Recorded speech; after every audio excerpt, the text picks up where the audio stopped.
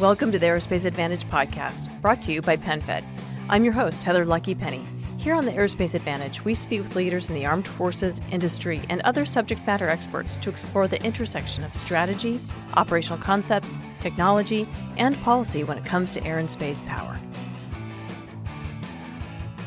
This week, it's time for the Rendezvous, our monthly look at what's happening in Washington, D.C. when it comes to air and space power, plus important national security trends we should be watching around the globe. We recorded this on Tuesday, July 28th, so if world events have developed since then, we'll catch that on the next one. With that, I'd like to welcome Blazer Lazarski. Great to be back. Hope everybody had a wonderful 4th. And, as one of our Washington insiders, really appreciate all the insights that you provide us. We also have General Deptula, Dean of the Mitchell Institute. Hi, Heather. I look forward to our discussion today. Mark Gunzinger, Gonzo. Hello, everyone. Thanks. And Charles Galbreath of our Mitchell team. Heather, it's great to be back with you. Okay, so Laser, last month we used our rendezvous to really just commemorate the America 250. So that means we also need to catch up on Hill events. So where do the defense bills stand, and what are some of the biggest surprises and gotchas as we move forward? Yeah, the word surprised is an interesting word. And after being here for about 21 years now, it does take a little bit more to surprise me. I would say putting the Department of Defense on a year-long continuing resolution as we did in FY25, that surprised most of us. And I hope we never see that again. Yeah. But again, this year, it's an election year. So we're seeing a rise in partisan politics. And that's disappointing, but not surprising. And they're both campaigning against each other in the upcoming midterm, which impacts all of our bills. So I would say not passing any of the 12 appropriations bills out of the Senate Appropriations Committee was disappointing and probably the biggest surprise I've seen so far this year. But where we are, so if we start with the Defense Authorization Bill, the House passed their bill last week, and it includes the Save America Act, and for anybody that's on voter ID. So it includes it in there. Now, if we look on the Senate side, and I think everybody was watching this, they failed to move it forward on the Senate floor, their defense authorization bill. And the reason why is the Democrats didn't like the funding for the war in Iran. They didn't like the top line funding levels, and they don't like renaming the Department of Defense the Department of War. So we didn't have any Democratic votes, so you couldn't get 60 votes in the Senate. So ultimately what's happening is, and this has happened before, that we take the Senate file bill, which was reported out of the Senate Armed Services Committee. And then they were able to take a manager's package of 86 amendments that were cleared by both sides. And it's a good bipartisan group of amendments. And they're going to take those two pieces and they're going to conference with the House passed bill. And they just passed that last week also. And they added 304 amendments to that. So, and that's typical. And what happens is they got a computer program, they start putting it together.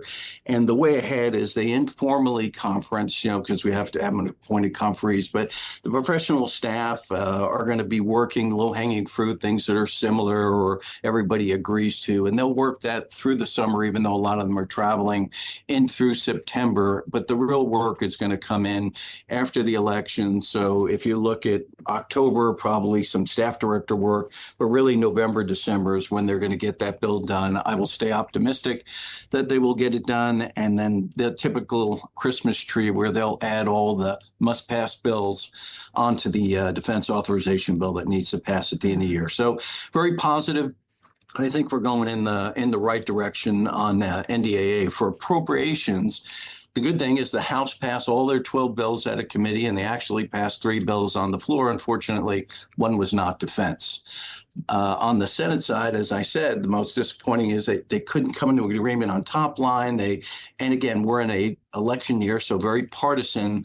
So we weren't able to see any of the bills come through any of the subcommittee or the full committee. So what we're hearing is that Chairman Collins, the chair of the Senate Appropriations Committee, she's expected to post her chairman mark for all 12 bills. And we heard they were going to do half of them this week, half of them next week. I think it'll happen right before they leave because they're working continuing resolution right now. But I do expect Chairman Collins to post all her marks of the 12 appropriations bills on the Senate Appropriations website next week. I expect them to be bipartisan, even though they weren't worked as bipartisan. And I also believe, we had the House appropriators mark up all the way to 1.15 trillion, which is the president's budget request. I don't think the Senate's going to be able to mark up that high. So we'll just have to wait and see. And then, as we've talked about in the past, we won't be able to resolve any of these issues until after the election, until we see who's in charge and what's going to go on. And that leads us now into a continuing resolution. Another piece of good news. So the House passed a continuing resolution that funds the government through 4 December and sent it over to the Senate, which avoids the standard shutdown. And we've all been here, going through September, wondering what's going to happen. But since Congress is not in session in October, because they're all going to be out there campaigning, we want to try to get this done early. So big kudos on the House.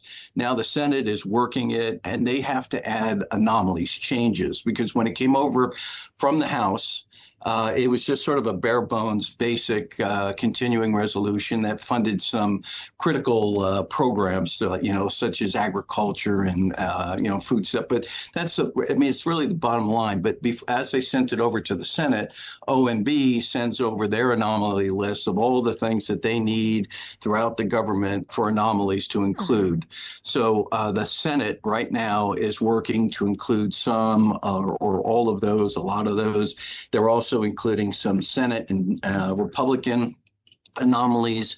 And we are hoping, it's possible, maybe today, but definitely by the time this podcast comes out, I would expect that we're going to see the text of the continuing resolution. The good thing is it does not have Save America Act. And I say good from a point of getting 60 votes in the Senate, so you can get a CR passed, because they wouldn't vote for it.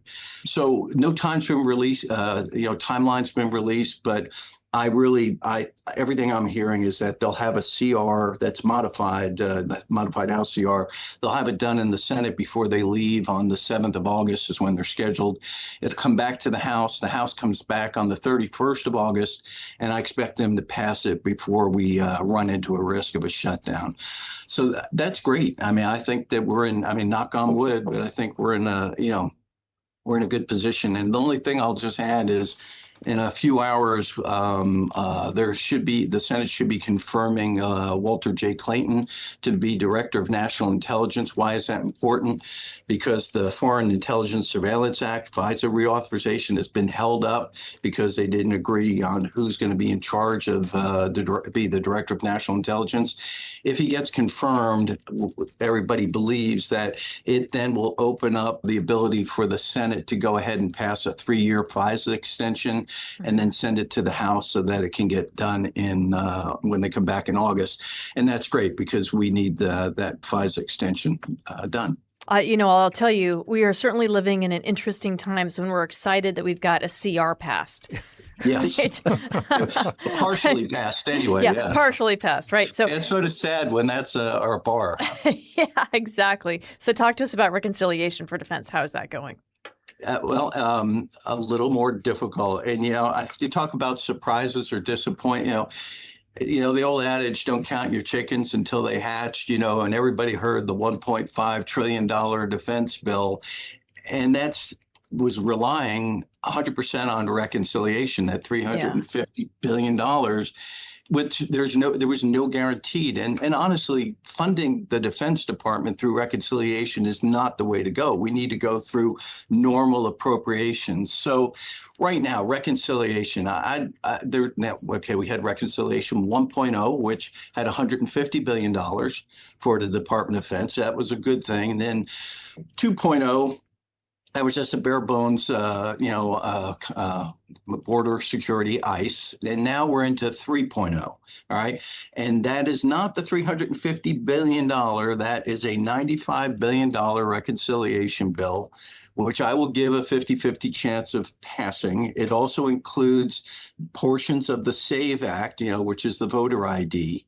And that's why it has to go through reconciliation, because Democrats are not supporting the defense funding in there for Iran, and they definitely would not support any funding for the the SAVE Act in there. So that's why it's going to go through reconciliation, which is a simple majority. So the House passed a budget resolution, which is the start of this reconciliation 3.0, and they've sent it over to the Senate. And the Senate's number one priority, Heather, you just talked about it, fund the government through, make sure it doesn't shut down. So they're not even touching this until they can get the continuing resolution passed and out. If they have time and, they want to start working on this, they can start picking up and looking at this third reconciliation bill. So if you look what was sent over, there's some money for the SAVE Act. There is some money, there's $60 billion, a little plus, about 67 for defense. So that would be, and this is, if you really look at it, look at that supplemental. This sort of looks like the supplemental because since we can't get the supplemental passed, we put the money in here. And then there's some intel and ag money. So that's ultimately what's there.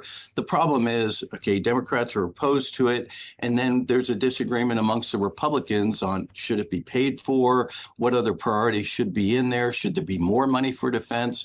And that's where you're having problems to make sure that you can get 50 votes in the Senate and get, obviously the House has passed it. So I don't know. We'll have to see. There's been President Trump has tweeted saying nobody leaves until we pass, the SAVE Act, which is included in this reconciliation 3.0.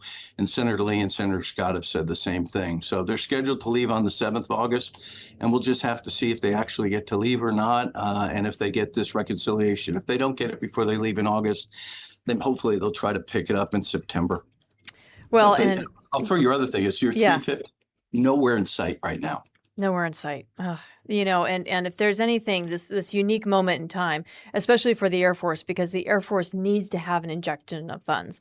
And reconciliation was never the right way to do that, but something is better than nothing. And so it still makes me really sad that we're not going to have the opportunity to get the additional funding that we need.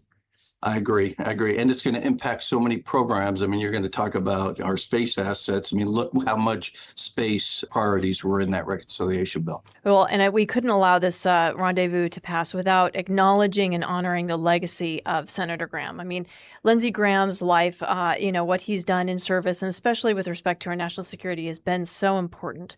Laser, what do you think the impact of losing him from the Congress is going to mean? I had the privilege of working with him as a staffer when he was on the Senate Armed Services Committee. I've traveled with him a few times on CODEL trips. There isn't anything you'd say bad about him. Incredible person. He was a statesman. I mean, a true statesman. He worked nonstop. He was a global leader, and you're seeing all of that and the people that are coming back for his funeral and memorial. And I would say he's respected around the world and feared by those who oppose this great country. And I will tell you that's the truth. And I'll also say that right now, because of him, they're working on a Russian-Iranian sanctions bill that's named after Senator Graham that targets Russian oil and gas as well as secondary tariffs on Iranian oil. I mean, that's how focused he was. Air Force veteran, co-chair of the National Guard Caucus, passionate about the National Guard. Taiwan Caucus also. And then definitely one of our best defense hawks out there. And again, authorizer who then went over appropriations committees. And then for everyone, I mean, if you've watched a hearing with Graham, I mean, he was the cross-examination. I mean, it was just amazing. It was wonderful to just watch him because I learned so much and it was so quick. And he wasn't sometimes a little bit pushy, but he really did a great job. He worked with everybody. I'll just end with, he may disagree with you, but he would always engage and in most cases willing to find a way ahead. And we've lost a giant. We did. But if you look in the military, and I think he would agree with this, he goes, we all have nothing but accolades, and he does leave a giant void. But while he cannot be replaced, there will be others, like in our military, who will step up and carry on his work. Now, I don't know who that is, but there are some great members out there, just like he stepped up. I guarantee that someone's going to be able to carry his torch. No, thank you for sharing that. I mean, he truly has an incredible legacy, much of which will live on in the work that he did. And he's also provided an incredible role model for those members to then step into. So thank you. General Deptula, switching over to you, the military is really showing signs of this capacity strain, especially for air and space power, and given what we've been doing almost nonstop since operations began in epic fury. So what indicators do you think should motivate Congress about airmen and gardens being stretched too far? We need the investment to rebuild the force at a rapid pace and at scale. Yeah, you'd think that'd be kind of obvious given the increased demands for air and space power. But the short answer to your question is the clearest indicator is that airmen and guardians are no longer merely busy. They are being asked to compensate for a force that's too small for the missions the nation has assigned it. Every combatant command wants more fighters, bombers, tankers, airlift, ISR, command and control, and space support. When a crisis erupts in one region, we increasingly have to pull scarce capabilities and experienced personnel from another. Now, that's not a sustainable force generation model. It's the movement of risk from one theater to another. You want an example? Just last week, fighters from every combat wing in USAF were needed to fill the CENTCOM Iran fight requirements. And if you want an indicator for why that is, 30 years ago, we had 9 combat wings in Europe. Today, we have 3. Contrary to some of the reports coming out of Congress, one that Gonzo recently shared with me, I guess was a CRS report, that states there was a modest decrease in fighters over the last 3 decades. I don't know, but a 67% reduction in the number of Air Force fighters in Europe doesn't seem very modest to me. The second indicator is readiness. After more than 2 decades of nearly continuous deployments, the GAO office, that's a redundant, concluded that Air Force readiness has been degraded across personnel, equipment, as well as aircraft. Maintenance backlogs, shortages of skilled technicians, limited spare parts, and aging platforms mean that airmen have got to work harder just simply to generate the same number of missions. The tanker force, absolutely essential to projecting American power, failed to meet its availability and capability standards in every year from fiscal 2019 through 2025. Third is the age and the size of the force itself. Air Force leaders are finally acknowledging that they're trying to balance current readiness and future modernization with the smallest and oldest Air Force in its entire history. Undersecretary Lohmeyer was just speaking to another think tank yesterday on that topic. So Congress needs to recognize what that means. Fewer aircraft, fewer air crews, fewer maintainers, less margin for unexpected contingencies, and less time at home to train for any kind of a high-end fight. So there shouldn't be any question. I don't know what else we need to do except hit them in the side of the head with a hammer. The Space Force is a stark example of the mismatch between missions and resources. Guardians are supporting operations across every theater while simultaneously defending satellites, tracking missiles, enabling precision navigation and communications, while they're all preparing to contest an increasingly hostile space domain. The fact that the fiscal 2027 budget request proposes a 130% increase in the Space Force top line and a 27% increase in end strength is itself an admission that the Space Force created several years ago is not large enough for the missions it's now expected to perform. Now, that said, since we're talking percentages, given the force structure crisis that the Air Force is facing, it is getting the smallest share of the FY27 budget increase relative to the other services.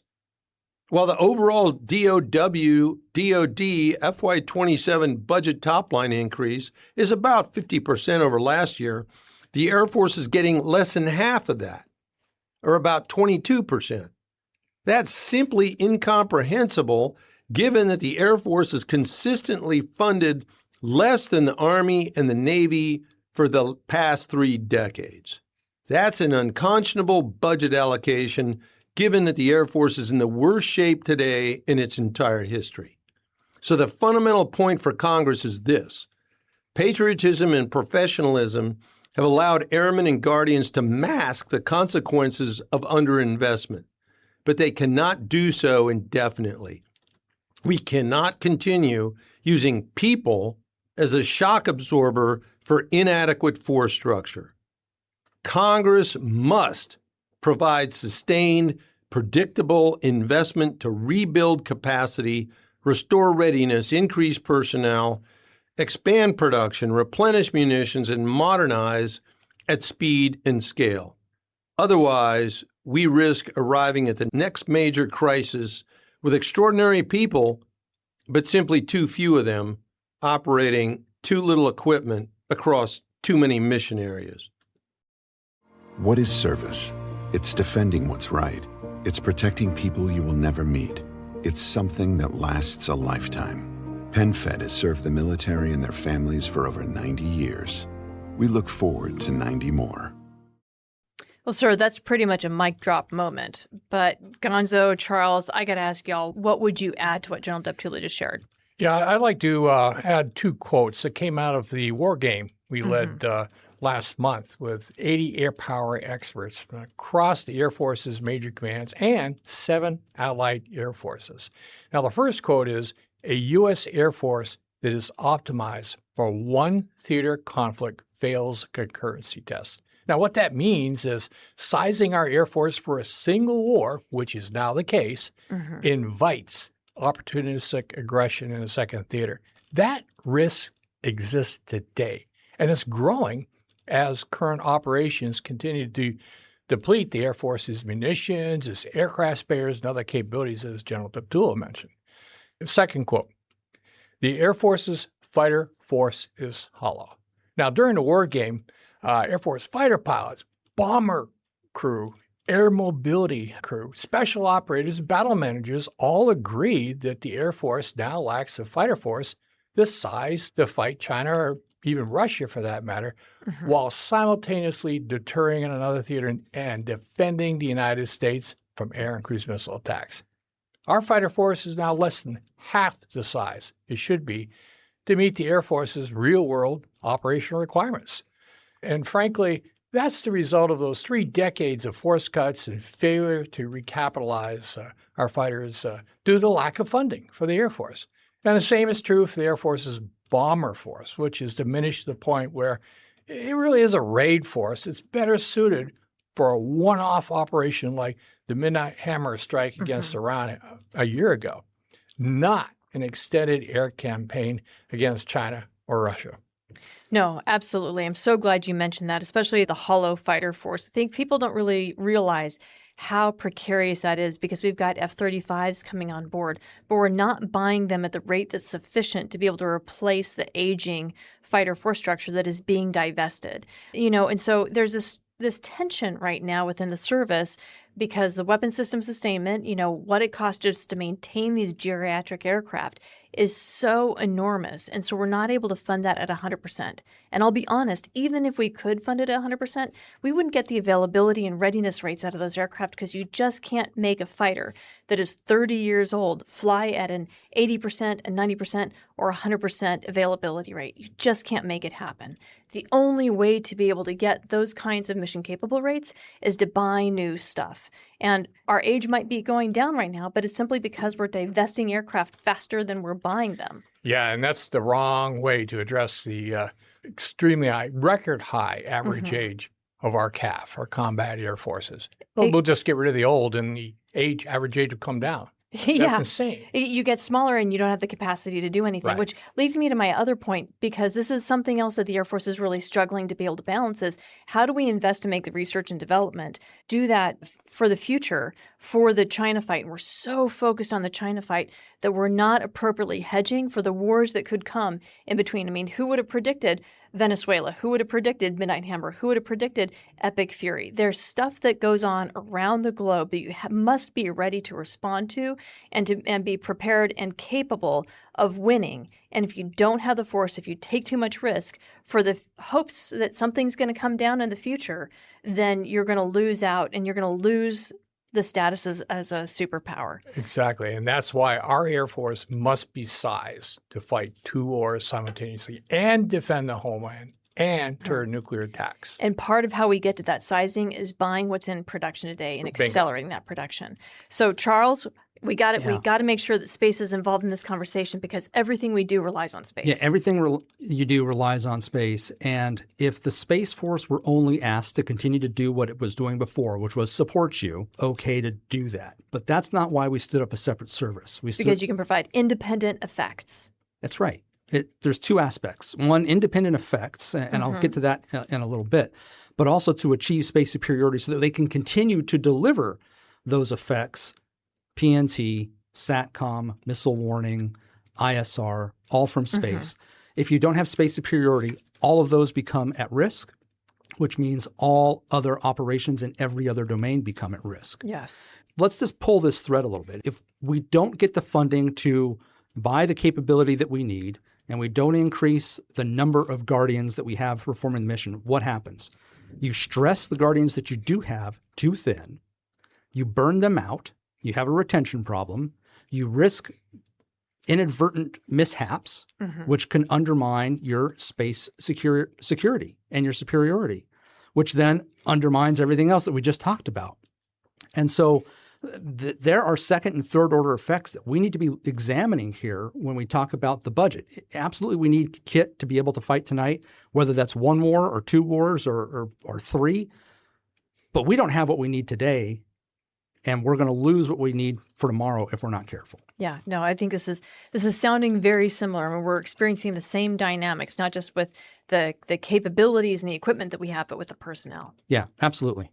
Hey, Lucky, I mean, for all of you, do you think that the Space Force, Air Force, has done a good job? Because you said funding, Congress appropriates. Yep. Have we done a good job explaining to Congress the implications of, the funding that we need? Because they're pushing back. They're saying, well, no, you don't need all that funding. You're not spending the funding correctly. You haven't spent the money that we've given you. So do you think we're doing a good job? The proof's in the pudding. The United States Navy in the FY27 budget request got $100 billion for procurement. The Air Force got 30. I think those are the receipts. I mean, that's the proof that we are not doing a sufficient job of being able to advocate and communicate to Congress what the needs of the Air Force are. And I think a huge piece of that is folks are challenged because our leaders have to support the president's budget. But that's no excuse because as you take a look at what the Navy's been able to achieve, they've been able to successfully communicate their needs for the sizing and recapitalization of the Navy. Yeah. On the space side, I think it depends on who you're talking to on the Hill. There are clearly members of Congress that get it.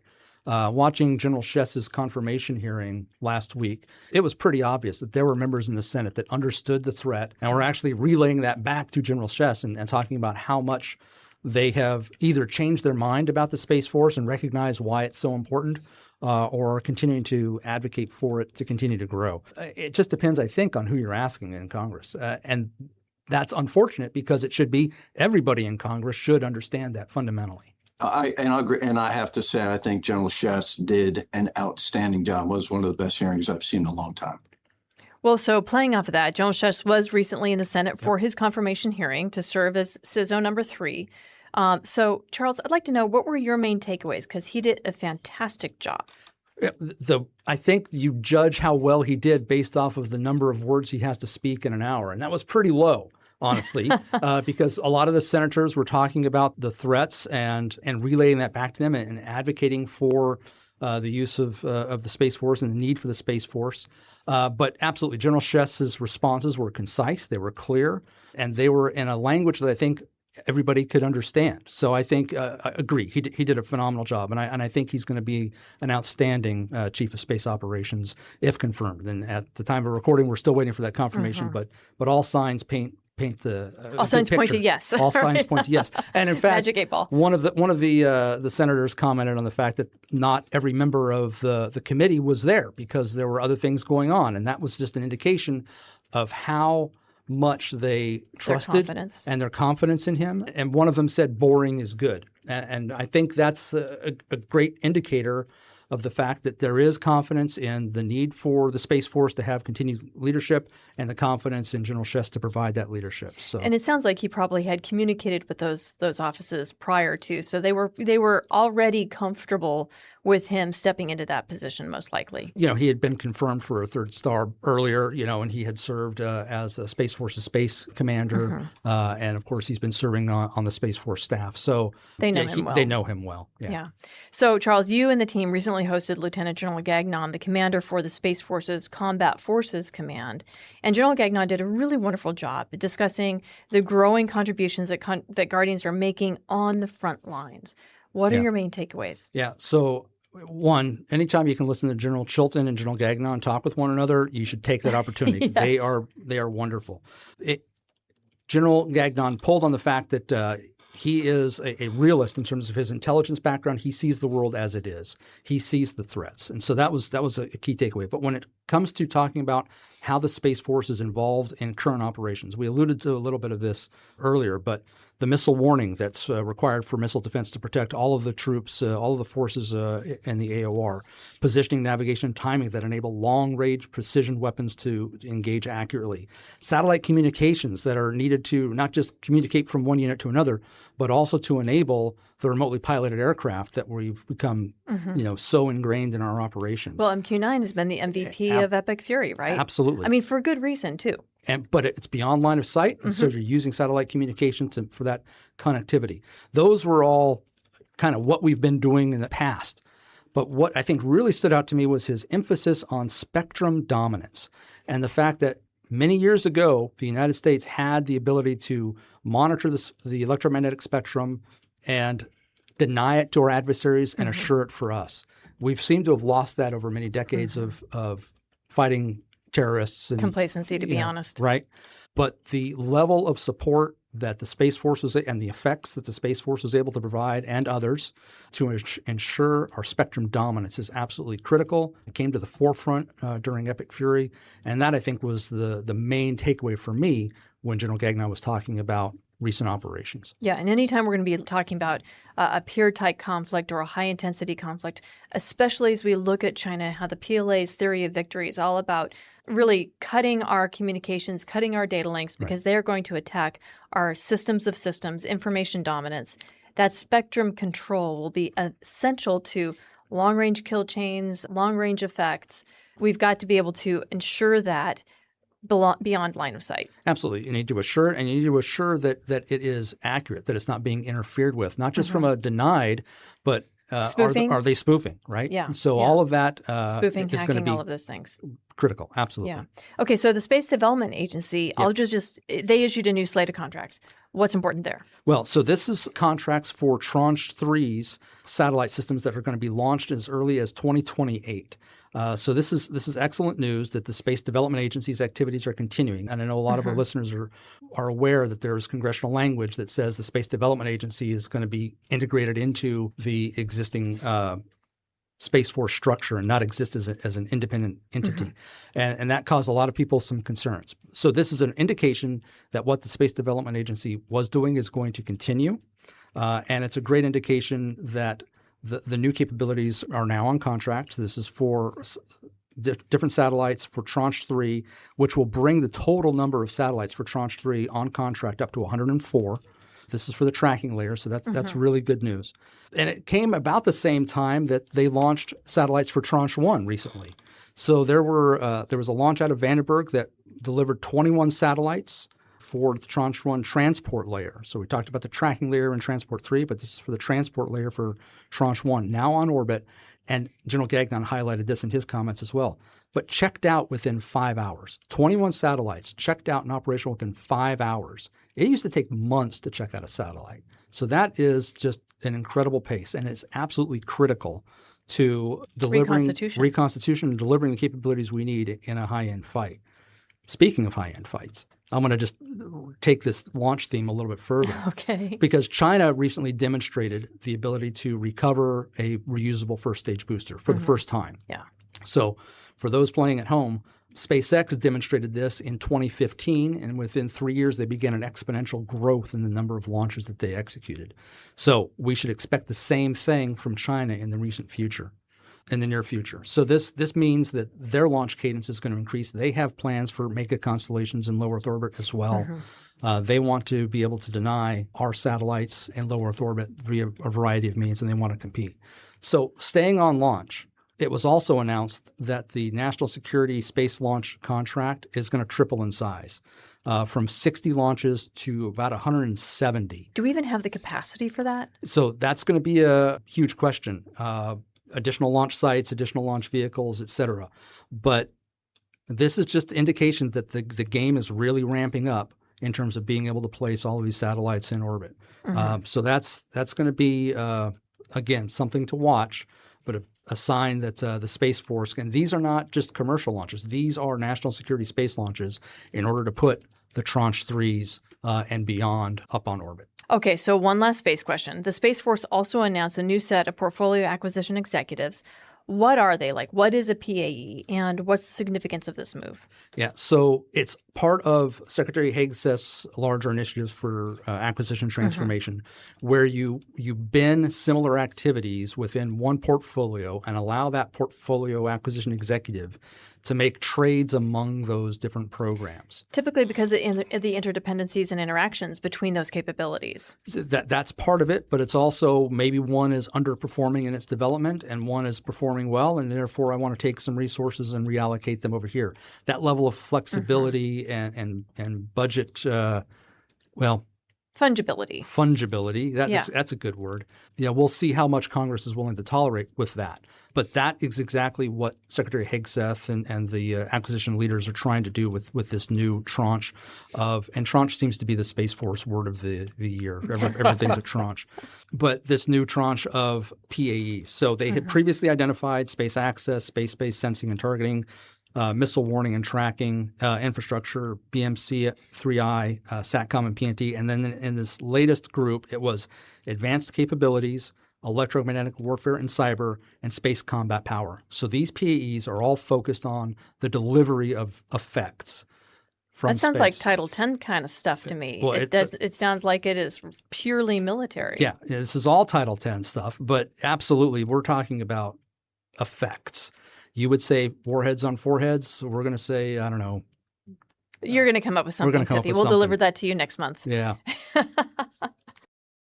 In today's rapidly changing world, innovation is essential. At BAE Systems, we design and deliver cutting-edge technologies that solve the defense industry's toughest challenges before the need even arises. From advanced research to fielded solutions, we anticipate our customers' needs, envisioning, executing, and delivering critical technology at mission speed. Learn how we're shaping the future of safety and security at www.baesystems.com/fastlabs. All right. Well, thank you. Gonzo, I want to come over to you because it doesn't take a genius to figure out that America is facing a huge munitions deficit. Our stocks were already low when recent combat operations kicked off, and that's reduced them even more. So talk to us about why rebuilding is essential. And this obviously then ties to the need for more funding from Congress. And how does the Air Force want to redesign this arsenal? Sure. I think the last part of the question is the most interesting one, but I'm going to cite just one more insight from our war game. You bet. From last year. I remember. Yep. And that is the Air Force could exhaust some of its premier munitions like JASSMs, LRASMs, and AMRAAMs in less than a week of high-intensity conflict. And it might take 4 or 5 years to replace them given our current production limitations. Now, that's the result of DoD's bad habit of using its PGM programs to pay other bills in the past. Yep. When I was in OSD, I remember one budget meeting when DoD's comptroller was asked how he intended to pay a bill of hundreds of millions of dollars. And he told CAPE to take the money out of the service's munitions programs, and that's exactly what happened. DoD assumed at the time that, well, theater conflicts, they'd be short, and there would be plenty of time, years between them, to allow the department to slowly rebuild its weapons inventories. But that approach starved PGM programs, stifled new program starts, and frankly, industry had to downsize its production capacity in its workforce in order to survive. But the good news is the fix is beginning to take shape. First, buy munitions as fast as possible. Second, increase industry's production capacity. And finally, buy differently. And that's what I really want to focus on. All the services are now investing in a new class of weapons that are modular and more affordable, like the Air Force's FAM, which is the acronym for Family of Affordable Mass Munitions. Now, FAM is going to grow the Air Force's munitions vendor base, including the subs who produce weapon components. That's crucial. Absolutely. And that's also going to help rebuild the Department of War's surge capacity. And affordable mass weapons are now a reality. They're not a theory. Ukraine has already used low-cost, Rusty Dagger cruise missiles that came out of the Air Force's Extended Range Attack Munition Program, and they seem to have enough survivability to reach their intended targets, unlike some predictions we've heard. But I'm going to add that warfighters must be engaged in the development and acquisition decisions for PGMs. Just because you can do something from a technological perspective doesn't mean it's the right operational solution. For instance, there are still questions about the feasibility of using C-130s and C-17s to deliver palletized weapons against a peer adversary. So weapon use cases, they must consider the threat, demand for airlift, in this case, to deploy and sustain a force in a major conflict, and other operational considerations. I mean, I'm just thinking, let's take a C-130, right? Already, I don't have enough airlift, so I need every single airlifter to do airlifting things, right? So diverting that to do palletized munitions doesn't make sense, and it really starves me of the logistics that I need. The other piece of it, too, is the survivability. Sure, the PGM, the FAM might be survivable, but is the delivery aircraft survivable? Exactly. So right. that's going to divert, again, a lot of my combat forces to protect that one single C-130. The way that it projects and highlights vulnerability to the adversary, it doesn't do anything to complicate their problem set. It starves our forces. I mean, so there's a lot of unintended or perhaps less considered elements of the operationalization of these ideas that you said, just because you can doesn't mean you should. Exactly. And that's why the Air Force's MAJCOMs must have a say in munitions the service ultimately develops and buys. And one last quick point. Congressional approval for multi-year munitions procurement, that's absolutely crucial because it will provide the kind of stability that's needed by industry to encourage them to grow their production capacity and increase the size of their workforces at acceptable risk. And of course, none of that is going to be possible without the funding that accompany those larger buys. Yeah, that the multi-year procurement, the multi-year contracts are absolutely essential to the health of our military and to the health of our industry. If we don't provide that, we're still going to be victim to CRs, to government shutdowns, to delays in funding, to what you were speaking about regarding the bang guidance. One year we want to buy a lot, the next year we're going to buy very little. It provides the stability, the volume, and by the way, for the user, the American public, it provides a savings too. So I get it. Multi-years, they constrain the service's abilities to make trade-offs within their budget. It constrains, Congress's ability to move that around too. But you know what? National security is more important. And so if we're looking at the service, we need to say, we've made these commitments. We need to be willing to provide the resources necessary to execute those multi-year contracts because that's what our nation needs. That's what our warfighters need. And we'll make the rest of it work out. Check. Okay, so General Deptula, I'd like your thoughts on that as an air commander. Bottom line is, like the rest of the Air Force, our munitions accounts have been woefully underfunded for decades, and that needs to be corrected. To win in war, the United States military needs sufficient munition inventories, and today, those inventories are simply lacking. It's as simple as that. Amen. Again, words of wisdom. So, sir, over the last couple of months, we've also seen a rash of anti-air power articles. And you've written 4 rebuttals, which we will put in the show notes. And I will tell you, listeners, it is well worth reading every single one of them because they are really crucial to arm yourself regarding the value of air power. Because you do a great job of explaining what joint warfare is all about and how air power facilitates all of that, as well as those independent effects. So what's going on here? Why is there so much hate and why is there so much ignorance about the modern use of force? Well, Heather, every few months, as reliably as bad weather, another commentator announces that, quote, air power alone can't win a war, as though this was some sort of profound strategic revelation. There are no serious modern air power professional argues that bombing by itself can solve every military and political problem. Nor does any competent strategist contend that land, sea, aerospace, or cyber capabilities should be employed by themselves, independently of the others. Modern warfare is not a contest to determine which military service can claim supremacy. It's the disciplined application of the military capabilities that are best suited to achieve clearly defined political objectives. So the useful inquiry is not whether aircraft can independently deliver every conceivable form of victory. It's whether the military force mix is appropriate to the objectives defined by the political leaders. And that distinction matters because different objectives require fundamentally different military contributions. Articles that castigate air power because it cannot win wars alone not only distort its role, but display a fundamental misunderstanding of the meaning of joint warfare.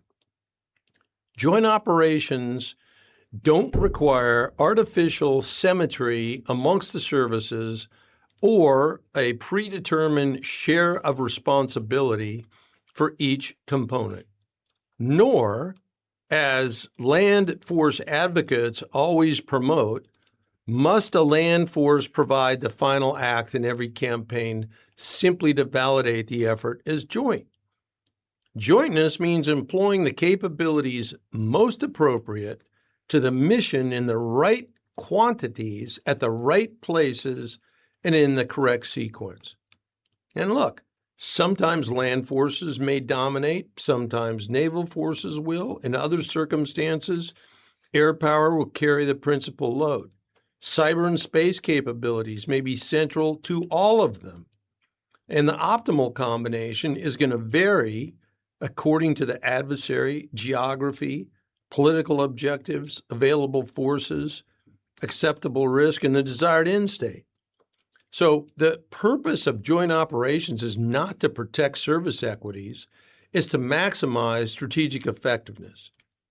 The problem with repeatedly declaring that bombing alone can't win wars is not simply that the phrase is imprecise. It's that the phrase displaces serious examination with a ready-made conclusion.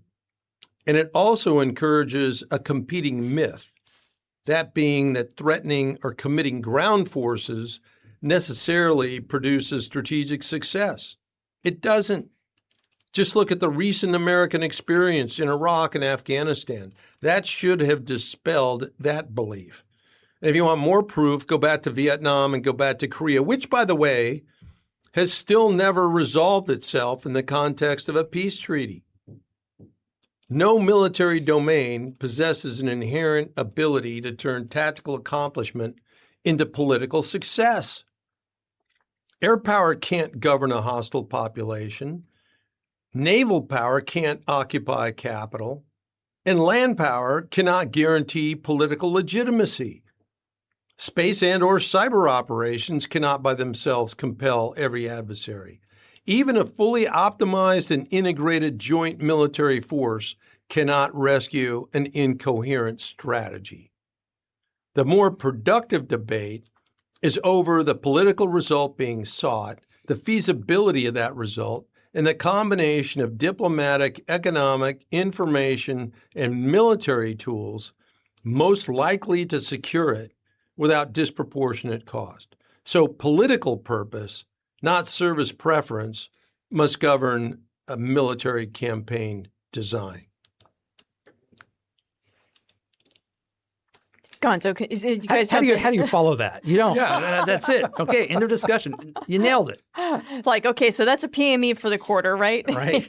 The point, back again, the reason I say all that stuff is it is just appalling at the level of ignorance that continues to exist in these debates.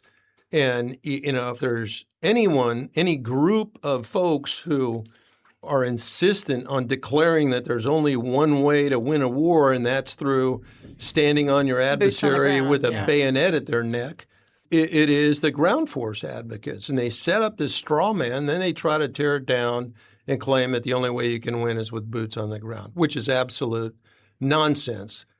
Part of the reason it's nonsense is because that's not the way we fight. We do not fight exclusively in one domain. My frustration is not only with those writing the articles, but also the editorial staffs are getting increasingly incompetent as well because they're allowing this gibberish to be published. Well, and even if those the land power advocates say, well, we're not saying it's just that we still want air power, but they want air power to support them. They want to be the dominant and lead service.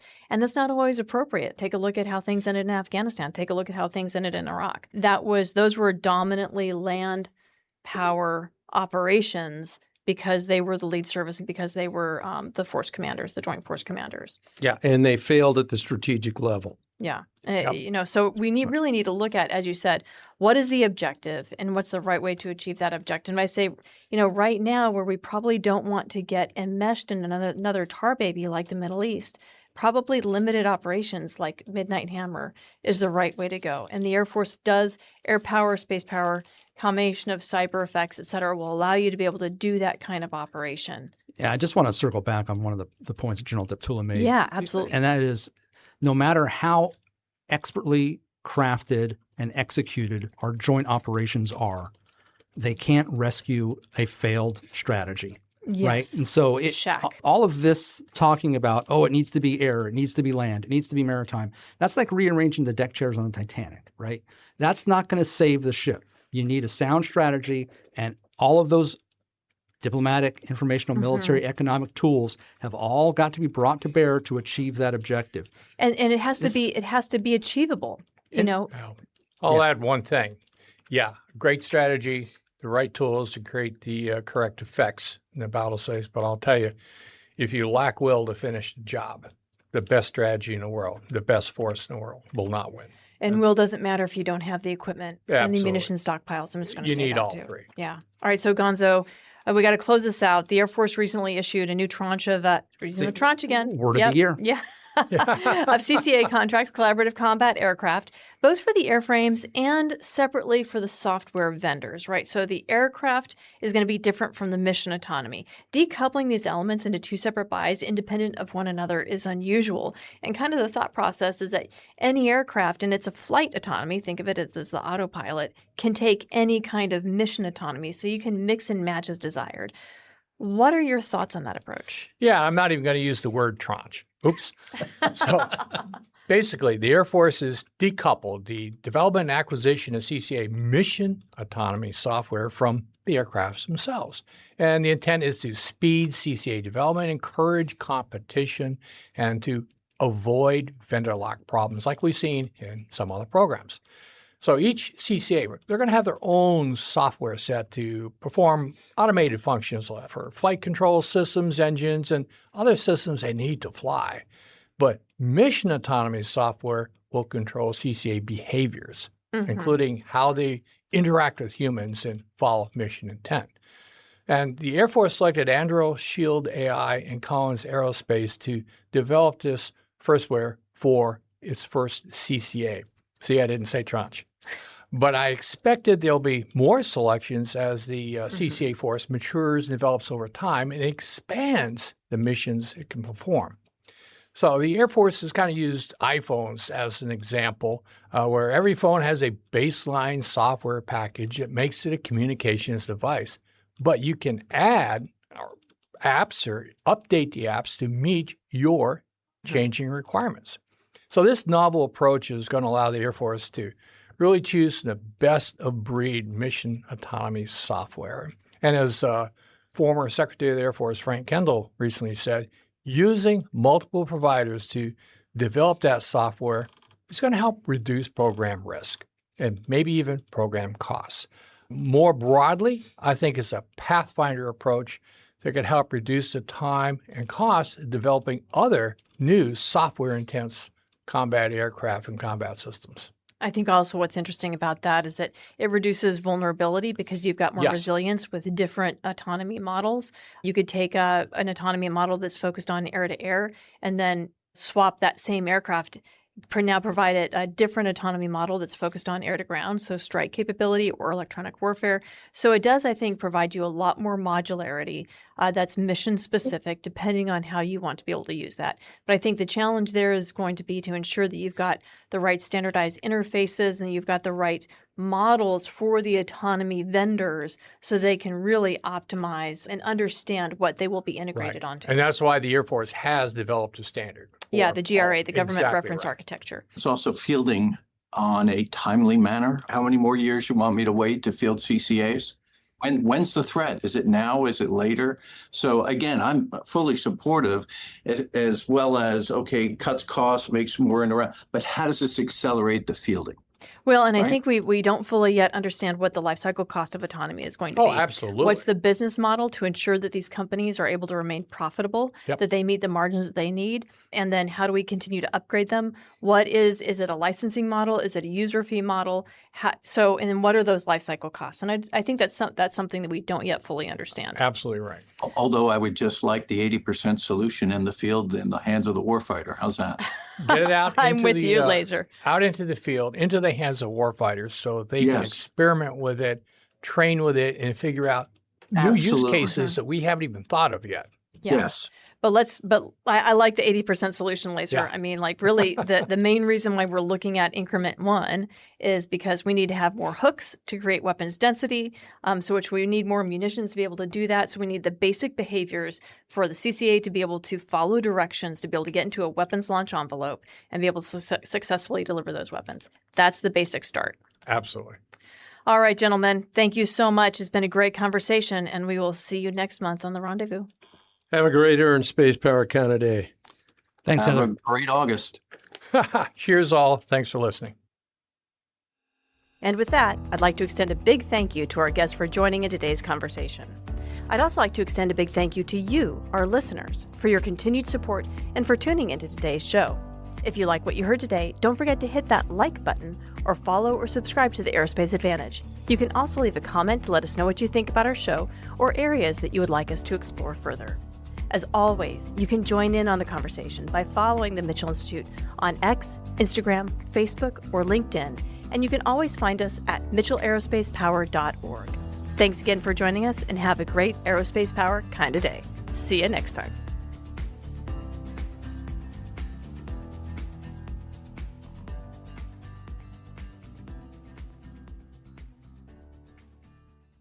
Hey, Lucky, the one thing, and this is after, but I'll tell you, for us to try to get that additional funding through supplementals, through reconciliation, whatever, you've got to be able to make the case. And if you've watched the appropriations hearing that we had, our case was not made for additional funding. And They're more like, no, we're us. good. Nothing to see here. Well, and that's the problem. That's I mean, we sort habitual. of talked about that earlier. If you don't come up and make the case, and I don't care if it's for the Air Force or whatever it is, but if we don't make the case that we need, if we haven't even spent the 150 that they've already given us, and yet we come back for more, and we don't tell Congress because they're the ones that appropriate, I promise you, and you guys know this, there are members up there that are trying to help out the best they can, but unless we give them ammunition, to include from an Air Force and Space Force side, they can't help.